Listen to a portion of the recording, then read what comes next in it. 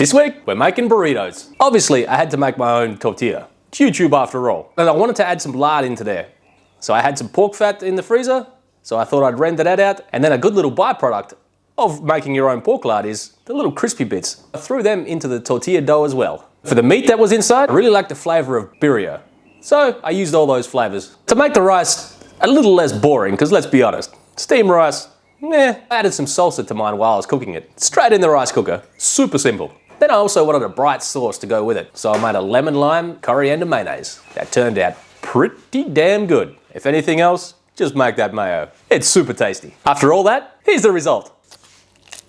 Start off, we're gonna brown some meat off in a pan. So I've got my pan already preheated here. Put a little bit of oil in the pan, get it all swooshed around, and then we'll go ahead and fry off our meat in batches. While you got your meat browning off to the side, we're going to put some dried chilies into a container. Now I'm using Guajillo, Ancho, and Chipotle. And I've just taken the stems and, most of the seeds I took out. So we get those in there, and then we're going to pour over some boiling water. Now we just want to cover these, that much boiling water. Just give them a little push down. Then we'll stick some sort of lid on top, and we'll let those steep while we brown the meat off. Once you've got some good colour on all your meat like that, you're going to put them aside in a dish. Now I've just put them back in exactly the same container that I had the raw meat in because we're going to be cooking this for a lot longer again, so saving on dishes and all that. We're going to put this aside, but don't wash this out. We're going to be using that here shortly. Alright, next we're going to make up a little spice sachet. So in this bag, we're going to put cinnamon stick, a couple of bay leaves, a couple of cloves, going to put in some cumin seeds. We'll put in a few tri-coloured peppercorns. And while I was going through my spice cabinet, getting all the other spices ready, I saw these Szechuan peppercorns, and I thought, why not throw a few of those in too? So we just want to get that, cinch it closed, because I don't trust this string too much. We'll wrap it around, just like that. Now we'll get on with the paste. So I got my blender set up, and we're going to put in some onion, tomato, and garlic. I just roughly chopped up. And then all of these chilies that we were steeping away, you want to plop all those in there. Also spill some of the steeping juice all over the table because, always helps. You also want to add some of the juice that was steeping in so we get a nice smooth consistency once we start blending this. We'll start with about that much. We can always add more. And because this is still hot, you want to take the centerpiece out of your blender because if you don't, you're going to build up a whole bunch of steam inside and it could pop off in your face. So, lid goes on and we'll blend to smooth. Now I didn't show it, but I did add more of the steeping liquid because I think it's going to give a good flavour. Once you got a nice smooth consistency like that, you want to put this aside and then we'll get it added to the meat. The beef I'm using didn't render out too much fat because it's a little bit on the leaner side, but it's still a good braising meat. I'm going to add just a little bit more oil to this pan. You want to pour in your little chili paste you just made and you just want to cook this off for a couple of minutes. Also, why have you got this in there? You just want to scrape the bottom and get up all that good fond that you built up before. I've just been cooking this out for a little bit here. About 3 or 4 minutes. Not on a crazy heat or anything. At this point, we're going to add some Mexican oregano, a little sprinkle. Going to add a little pinch of dried thyme as well. Also at this point, going to add a good helping of salt, and we'll just give that a little mix in. We're just going to get all the meat back into the pan and get it all nestled in there. Obviously, all resting juices also go into the pan. So during this cook, if you see it getting a little less liquid in there, just add a little bit of beef broth or even some water. Once you got all your meat nestled in there, I'm going to get your little spice sachet, plop that in. We'll get that all nestled in there as well, and then bring it up to a simmer. Once you got it up to a simmer, you want to place a lid on it, and then we're going to stick this into a 150 degrees Celsius preheated oven. We're going to stick this in there and cook it till it's tender. Now we're going to whip up a quick fresh salsa to cook with the rice. So I've got some onion, about half a red onion here. We'll throw that in. Got a small clove of garlic I just peeled and crushed. We've got a few different types of cherry tomatoes. Put all those in. I've got a half a red capsicum that I've just chunked up. We'll bung all that in. And I've got a big bunch of coriander that I've just roughly chopped. All that goes in, stems and all. I've got the zest of a lime that I zested. Put that in. And then we're going to also add the juice of the lime that we zested.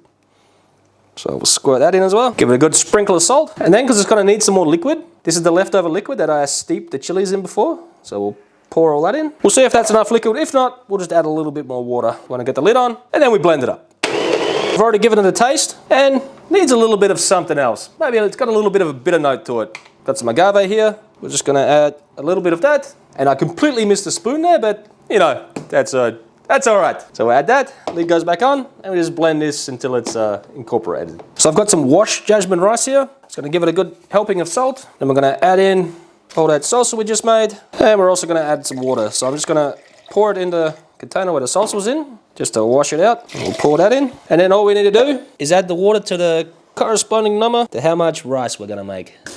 Then we'll just give that a little mix in. Now we just bang that in our rice cooker till it's ready. Now we're gonna make some pork lard tortillas. So I've got my stand mixer bowl already on the scale, and I'm just gonna weigh out the flour. To the flour, we're also gonna add some baking powder and some salt. And we'll just give that a quick mix. This is where we're gonna kick it up a notch. I've rendered out my own pork fat, and what's left is these crispy little goodness bits, and obviously the fat. We're gonna pour the fat into the flour, just like that, and also we're gonna add all those little crispy bits straight in. So I'm just gonna give this an initial mix because I feel like that's what I need to do. Don't get too carried away because we are gonna be putting this on the stand mixer after all. And we're gonna add the water in. Now we might need to add a little bit more water in after we get it mixing, but we'll cross that road when we come to it. Close it down and get the mixing. Once your dough's finished mixing, we're gonna get it out of the bowl, plop it down on your work surface. And you just wanna get this into a nice round shape, something like that. We're just gonna plop it into another bowl like that. Then we're gonna cover it with a plate. We're just gonna let this chill out and rest for about an hour. Now we're gonna start with our lemon, lime, and coriander mayonnaise. So I've got a container here that I'm gonna put a bunch of coriander that I've just chopped up roughly in there. I also chopped the stalks and all up. Everything's gonna get blended here in a minute anyway. We're gonna get it all in there, and then we're just gonna cover it with boiling water. We're just gonna let that blanch to keep that bright color. So we just want to keep this in here for about 30 seconds. You'll see it turn to a bright green color, and that's when you want to get it out. So after I blanched it, I just tipped it out into this strainer, and then I just run cold water over it to stop the cooking process. So now I just want to get a couple of pieces of paper towel, put that down, and then we'll just get this straight out onto the paper towels. Now you just want to spread this out evenly on your paper towel, get as much liquid out of there as you can. You're going to add your coriander to a container. To this, we're gonna bust in an egg. We'll give it a squirt of some mustard, and then we're gonna add the zest of a lemon and a lime. We're gonna put the juice of the lime in. The whole lime juiced straight in there. We'll give it some salt, and then we'll give this a quick blend. Maybe to puree the coriander. So we'll get the immersion blender in, and we'll just give this a quick blend. As you can see, got an initial blend on it. Now we're gonna tip in some oil. As always, I'm using peanut oil because I think it's a very good oil for making mayonnaise. It has a very neutral flavor and doesn't leave a nasty, oily aftertaste that I've experienced with some other oils. So we'll tip that in, and then we're gonna turn this on full and slowly pull upwards. And it'll emulsify into a lovely mayonnaise. I want it just to be just a little bit thicker, so I'm gonna add a little bit more oil to it. And then we'll get this emulsified in, and we'll see how the thickness is then. So, alternatively, if you wanted it a little bit thinner, you would add just a tablespoon of water at a time and blend that in, and that'll thin it out. If you wanted it any thicker, just add a bit more oil and blend it in until your desired consistency. Now we'll give it a taste. So after giving it a taste, and for me, I want a little bit of sweetness in there, so I'm just gonna give it a quick shot of agave. And again, I kind of missed the mark what I was aiming for, but that should be all right. We'll get that mix in and see what it tastes like. All right, I've given it a taste. And if you don't make anything else from this video, just make that mayonnaise. It's pretty damn tasty. All right, we're gonna get this bottled up and stick it in the fridge. Okay, so my rice clicked off and I let it sit for about another extra 20 minutes or so. It's looking pretty damn good. Now we just want to give it a good mix and a fluff up. So I might have added a little bit too much water, but it should be all right. Now we'll give it a quick taste. Once you give it a taste, just adjust the salt levels how you see fit and set it aside to get ready to use it. So the meat's been cooking away for a couple of hours now, and I'm just having a little check on it. It's pretty much ready. It's right at fork tender, but there's a little bit too much liquid in there for my liking. So I'm just going to put it back in the oven, uncovered, for about another 20 minutes or so, and then we'll come back and have a look. Pull my meat out of the oven after it's been uncovered for about 20 minutes or so. Now I'm just going to let the meat rest, also uncovered on top of the stove, and then we'll let it cool down a little bit because it's a bit too hot to shred right now. But make sure you leave it in the sauce, otherwise it's going to dry out on you. And now we make up another element that goes into the burrito. So we're going to start off with a finely chopped red onion and a can of corn. Also add a touch of salt. Now we just want to cook this until you start to see some nice colour happening on the corn. Once you're softened and you've got a little bit of colour on your corn, you're going to remove it to a bowl. To the onion and corn, I've chopped up some red capsicum and some cherry tomatoes. You want to get those in and give it a mix. Give it a squirt of lime juice and some salt.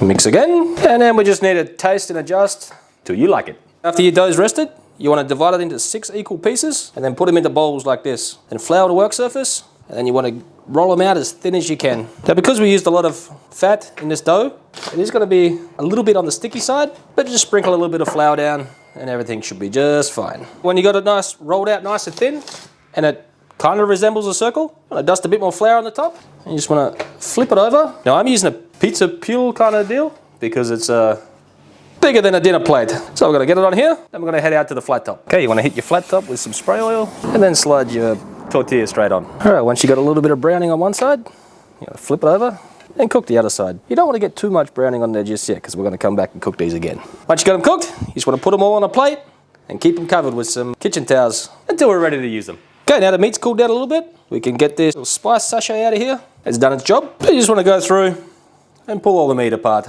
It's really up to you how fine you pull it, or you could even leave it in big chunks if you really wanted to. But I've already given this a taste, and for me, a little bit more salt. Give that a mix in, and then we're just about ready to build these amazing burritos. First thing down is I'm using 2 types of cheeses, but first of all, I'm going down with some Gouda. Grated myself, obviously. Now we'll go down with some of the rice. As you probably noticed, I'm kind of working on the back third of the tortilla when I'm building it. And next we're going down with some meat. Okay, now we're going down with our corn and tomato, onion, capsicum mix. I'm not even sure what to call that stuff, but it's pretty damn tasty. And then cap it off with some Emmentaler. And finally, a good squirt of our mayonnaise we made before. All right, let's see if I overfilled it like I normally do, or if I put just the right amount in. Edges go in, over it goes. Then we can just pull everything back a little bit, get some tension in there. So, I have a little blowout. I think it's from the little crispy bits we put in there. Creates a bit of a weak point in the tortilla. But that should be just about right. All right, we'll go through and roll the rest up, and we'll head back out to the flat top. Finish these off. Bit of spray oil down on the flat top, and then with the seam side down, straight on. Now we'll let these cook. Once you've got some good color on both sides, just like that, you're ready to eat. Let's get a little cross section going here. Ooh, nice and gooey. Now I've been tasting all the little components throughout this dish, and every one of them stands out pretty good on their own. It's not too spicy, because even my 8-year-old son, he doesn't even like pepper on his food because he thinks it's too hot. But he loved this one. So, let's see how they all go together. So the tortilla actually turned out pretty good. I thought it might be a little bit dry, but it's got an awesome bite-through texture, and the pork flavor's coming through nice. Also, all that gooey cheese and that juicy meat. All I need is another little squirt of this mayonnaise on top, and that is a damn fine bite.